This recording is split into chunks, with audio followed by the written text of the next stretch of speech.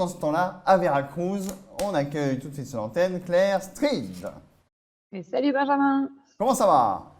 Bah écoute, ça va bien, ça va bien. Voilà. Écoute, on commence à prendre le rythme du confinement, ça va. C'est ça. Je ne trahirai aucun secret, mais en début de semaine, tu m'as dit, écoute, Benjamin, jeudi, vendredi, je ne pourrais pas être là. Et je vois que ça te manque tellement à la Flex TV que tu dis, bah, allez, viens, je viens. Il faut absolument parler Voilà, de ce c'est qui va ça. bien. Aucun lien avec des clients qui annulent, aucun lien. C'est vous manquez tellement que voilà. Non, évidemment. Non, j'ai pu me serrer, donc c'est cool. Voilà. Alors, écoute, eh ben, pendant ce temps, à Veracruz, il se passe plein de trucs. J'ai vu que les grandes surfaces, je vais parler de deux grands noms en général que les gens diabolisent, enfin, l'agroalimentaire et le pétrole. Les grandes surfaces françaises ont décidé de s'approvisionner au maximum en fruits et légumes français pendant toute cette période. Vous voyez à quel point c'est pas forcément évident de faire nos courses là pour l'instant, donc on va essayer de faire bosser les petits producteurs locaux, ce qui paraît quand même petits et gros producteurs locaux, ce qui paraît en fait évident. Je sais pas, le bon sens. Tu crois que c'est ce genre de choses, je peux le dire là? Je sais Non, pas. c'est choquant, hein. Moi, je crois Ouais, que. Mais tu veux dire que les grandes surfaces, les grands marchés, oui. avant, faisaient venir genre des tomates d'en bas d'Espagne? Non. Genre d'en bas d'Espagne, genre des trucs du Pérou, des trucs comme ça. Et tu Voilà. veux dire Donc, que bah, maintenant, ils font de genre à moins de 10 km et qu'en plus, ils écrasent pas les paysans en leur compressant les prix? Non. par exemple, Ah, c'est beau. on pourrait Eh ben, peut-être même arriver dans une agriculture raisonnée. Je sais pas si on oh en a là encore là, là, oh Benjamin. là là. Je sais pas si on est prêt, mais ouais, ça, c'était la première news. Ouais. La Je me pose deuxième, des questions sur l'effet du confinement sur ta santé mentale. Mais on en a déjà parlé, donc je- on va pas. écoute, d'après ce que j'ai lu, sur ce que tu viens de noter, je n'appelle un psy que si la plante me répond. Voilà, On bah est pour l'instant, ça d'accord? va alors. Pour l'instant, ça va. Pour l'instant, la plante ne me répond pas. Je lui parle gentiment, je lui dis qu'elle est toute belle et qu'elle peut grandir, mais elle ne me répond pas encore. On en reparlera à la prochaine chronique. Voilà. Deuxième trouvaille, Total a décidé d'offrir des bons de carburant pour les soignants Ah bah oui. pour qu'ils puissent se déplacer. Et ça, quand même, c'est particulièrement chouette, je trouve. Et alors, ce qui est intéressant sur cet effet de déplacement, etc., de carburant, vous avez vu que les prix à la pompe ont baissé, mais on s'en fout parce qu'on ne peut pas rouler. Et est-ce C'est que vous avez lié, vu quelque part. Hmm. C'est Ouais, il y lié, a en fait. peut-être Il y a moins de c'est peut-être demandes, une sorte de non? truc, ouais, il y a peut-être un lien. Il y a un peu les Et Russes aussi qui ont doublé ou triplé leur production pour justement essayer de faire du mal aux Américains pendant ce temps-là. Enfin, mais en fait, nous, on ne sait pas. On est chez nous, donc on ne sait pas. nous, on sait pas. Nous, on sait pas. Et par contre, ce qu'on sait, c'est que Paris n'a jamais été aussi propre, aussi sain. Le confinement a provoqué, et on n'en est pas à 15 jours, hein, une baisse historique du taux de pollution à Paris. Donc voilà, plantons des petites graines, il y a des choses à prendre là-dedans. Et ça nous permet de nous poser pas mal de questions, en fait, sur nous, là, tout de suite, maintenant. Cette reconsidération du travail de proximité, l'aide qu'on apporte aux gens, ce que disait l'intervenante tout à l'heure sur la marque personnelle. Il y a des trucs, tu vois, hier soir, j'ai été amenée à me poser la question et à faire réfléchir tout un groupe d'entrepreneurs sur la question de mon travail, ma boîte, aujourd'hui, qu'est-ce qu'elle a comme valeur? Là, en plein confinement, quelle est la valeur de mon taf et quelle est la valeur de ce que font ou ne font pas mes collaborateurs? Quand on est en inactivité, là, pour l'instant, comment je peux me dire que ce que je fais ou ce que je ne fais pas a du sens? Je sais pas si ça t'inspire, parce que bon, peut-être que toi, tu t'es mis à faire la Flex TV justement pour avoir du sens, pour être actif, pour être engagé. Se pose vraiment la question de, voilà, en fait, aujourd'hui, dans les entreprises, qu'est-ce que je fais si je ne fais rien ou qu'est-ce que je fais si je fais moins? Est-ce que ça a toujours de la valeur? Est-ce que mes collaborateurs font toujours partie d'une équipe? Voilà comment ça se passe. Je ne sais pas si ça t'inspire quelque chose, toi, de ton Oui. côté. Bah, en quoi le monde est-il plus riche de ma contribution? Et si maintenant j'ai trouvé autre chose qui sert vraiment au monde, est-ce qu'avant je servais au monde? Est-ce que notre entreprise servait au monde?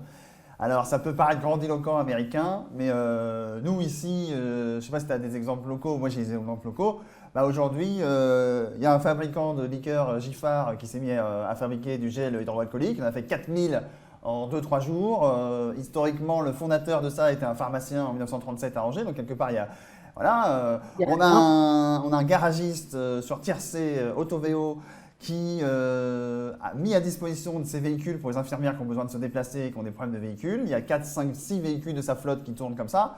On a un boulanger Beckham sur Angers qui a fait des sandwichs avec du pain qui allait se périmer, il est allé faire des solidarités avec un autre fournisseur, ils ont fait les sandwichs pour les hôpitaux, et ils ont offert des viennoiseries pour les équipes de réanimation. Enfin, quelque part, on voit le sens en fait où on peut plus se dire je suis un petit commerçant ou je suis une entreprise et quelque part mon village, bah, c'est juste mes clients.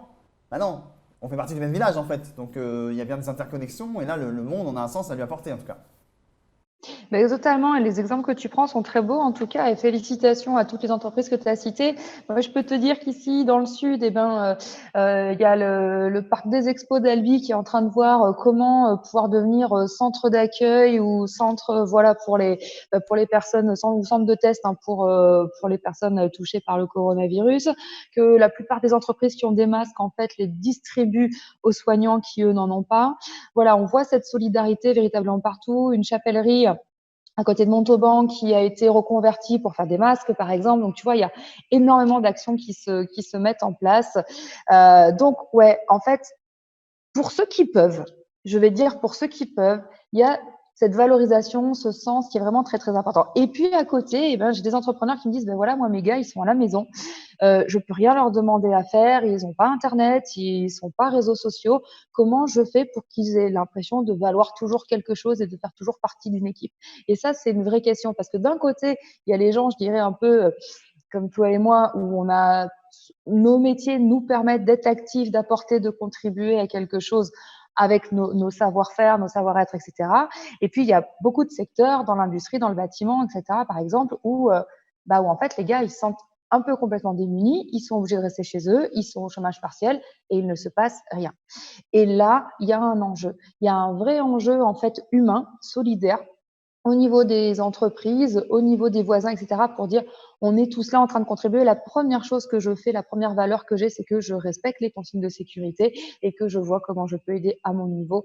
Et si ma boîte peut pas le faire, c'est moi en tant qu'être humain qui peut y contribuer. Et pourquoi pas se poser des questions sur qu'est-ce que je pourrais changer dans ma boîte ou qu'est-ce que je pourrais apporter avec avec ce qu'on sait faire au quotidien. Oui, on a vu des dispositifs de chômage partiel qui permettent justement que la personne n'a plus rien à faire dans son job actuel. Et puis il y a une autre boîte qui a besoin, elle, de main-d'œuvre, même bénévole. Et puis du coup, les boîtes se mettent d'accord ou les individus se mettent d'accord. Et nous, ici, on en a déjà parlé dans l'émission, on a un fabricant de masques qui a fait des appels depuis le début. Les main-d'œuvre désœuvrées, venez, nous, on va vous occuper. Et puis on sait au moins même si quelque part financièrement ça ne change rien, voire voilà, bon, on sait que là, sur le moment, ce qu'on fait, c'est tellement tangible, faire des masques, qu'on ne peut plus se poser de problème de nœud au cerveau, de à quoi je sers vraiment, on voit la finalité directement. Exactement. Et tu fais bien de rappeler cette initiative. Je crois que c'est une des premières qu'on a citées dans l'émission.